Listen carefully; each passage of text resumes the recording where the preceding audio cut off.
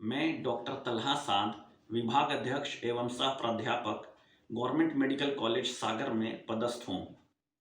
काफ़ी लंबे समय से मैं कोरोना के आईसीयू के मरीजों को देख रहा हूँ। जैसा कि आप देख सकते हैं कि पिछले 2-1 महीने पहले काफ़ी तेज़ी से कोरोना के संक्रमित मरीजों की संख्या बढ़ी थी, लेकिन अभी 1 महीना पहले इनकी संख्या में कमी आई थी और ये संख्या फिर से बढ़ते चली जा रही है। जैसा कि आपकी जानकारी में होगा कि आईसीयू पूरी तरह से फुल चल रहे हैं और जैसा कि पिछले महीने में त्यौहार होने में और चुनावी रैलियां जो गुजरी, उनमें काफ़ी ज़्यादा इस जो कि इन्फेक्शन के बढ़ने के जो चांस थे, वो क्योंकि काफ़ी बढ़े और उनसे संक्रमित मरीजों की संख्या अभी काफ़ी ज़्यादा बढ़ सी गई है। ऐसा देखने में आया था और आप जैसा कि जानते हैं कि मास्क जो कोरोना से बचने के लिए बेहद ज़रूरी है, उसका सही तरीके से इस्तेमाल नहीं हो रहा है।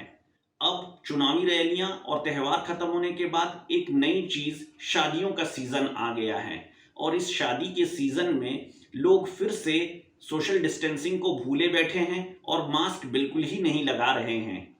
आप जानते हैं और अभी एक बड़ी ही दुखद घटना जो घटी है हम सबके साथ कि हमारे बीच में से एक कोरोना वॉरियर जो कि डॉक्टर शुभम थे, वो हम सबको छोड़ करके चले गए।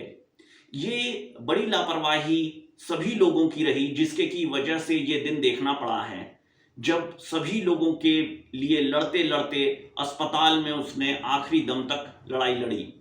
और ये इस तरह का लोगों का जो व्यवहार है, जो कि सोशल डिस्टेंसिंग को भूले बैठे हैं, भीड़ इकट्ठा कर रहे हैं, मास्क नहीं लगा रहे हैं, इससे हम पूरे यकीन से कह सकते हैं कि और भी जानें चली जाएंगी और इसमें हम अपने जो नज़दीकी डॉक्टर जो कि इतनी मेहनत से लगे हुए हैं कोरोना वॉरियर्स, इनको भी खो देंगे।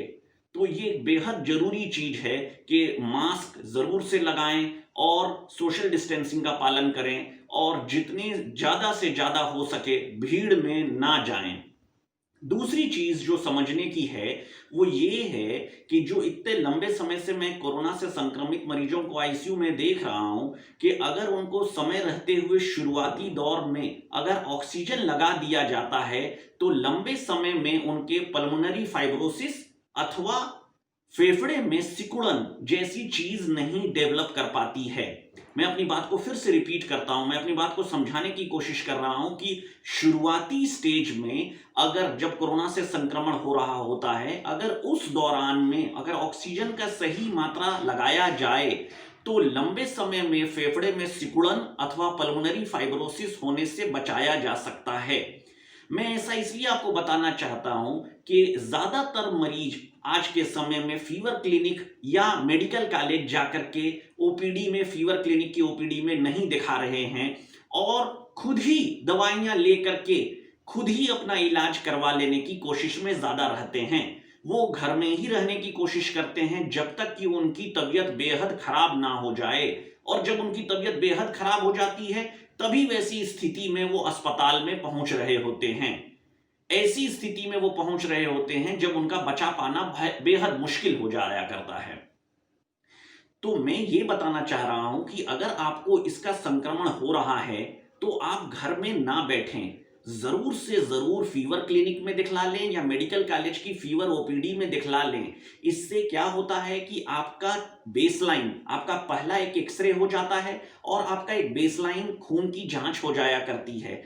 इससे आपके बीमारी का संक्रमण पता लगाया जा सकता है और अगर उस संक्रमण में ऐसी स्थिति बनती है कि आपको ऑक्सीजन लगाना ज्यादा लाभदायक होगा, क्योंकि लंबे समय में आपके फेफड़े में सिकुड़न डेवलप ना हो पाए, तो आपको जरूर ऑक्सीजन लगाना चाहिए। इसके लिए आपको डॉक्टर साहब से मिलकर के परामर्श जरूर से कर लेना चाहिए। होता यह है कि शुरुआती स्टेज में इतना ज्यादा ऑक्सीजन का मापदंड, ऑक्सीजन का जो सैचुरेशन है वो घटा हुआ नहीं होता है, तो आप इस बात से संतोष में रह जाते हैं कि हमें भर्ती होने की कोई आवश्यकता नहीं है। लेकिन फेफड़े में थोड़ा थोड़ा सिकुड़न रहा करता है और वो आगे चल करके ज्यादा सिकुड़न में तब्दील हो जा रहा होता है। अब इतने लंबे समय से जब हम मरीज को देख रहे होते हैं, कोरोना से संक्रमित मरीजों को, तो पोस्ट पल्मोनरी फाइब्रोसिस या पोस्ट कोविड, जो कि एक सिंड्रोम जैसी चीज डेवलप कर रही होती है। पोस्ट कोविड मतलब कि लंबे समय के बाद भी उस कोरोना से संक्रमण जिनको हुआ था आज से 3 महीना पहले, 4 महीना पहले, उनमें भी सांस फूलने की परेशानी डेवलप कर जाना।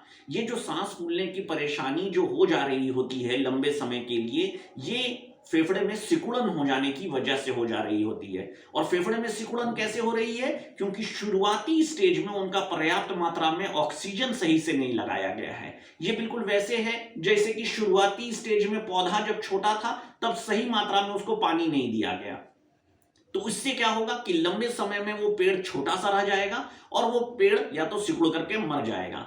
ये बिल्कुल वैसी ही चीज है कि शुरुआती स्टेज में जब संक्रमण हुआ है तो आप अपनी बीमारी को छुपा करके घर पे बैठे हुए हैं और बाद में आप लंबे समय के लिए सांस की इलाज कराने के लिए दौड़ रहे हैं। जबकि अच्छा ये होता कि आप जब भी इससे संक्रमित हो रहे होते हैं और जब भी आपको तेज बुखार या गले में खराश या नाक ठसी ठसी सी लग रही है या सांस फूलने की परेशानी महसूस हो रही है, तो आप अपनी इस बीमारी को छुपाएं नहीं। जबकि फीवर क्लिनिक जो कि संचालित हो रहे हैं या मेडिकल कॉलेज की फीवर ओपीडी में जरूर से आकर के दिखला लें। उससे आपकी जांच हो जाएगी और पता चल जाएगा कि क्या आपको अस्पताल में भर्ती रह करके ऑक्सीजन लगाने की आवश्यकता है या आप घर पे रह सकते हैं। ऑक्सीजन अगर लग जाएगा सही समय पे तो लंबे समय के लिए आपके फेफड़े में सिकुड़न नहीं आएगी। ये बेहद जरूरी चीज है। मैं आपसे फिर से निवेदन कर रहा हूं कि अपनी बीमारी को छुपाएं नहीं और अपनी बीमारी के लिए जरूर से आकर के फीवर क्लिनिक या मेडिकल कॉलेज में दिखला लें।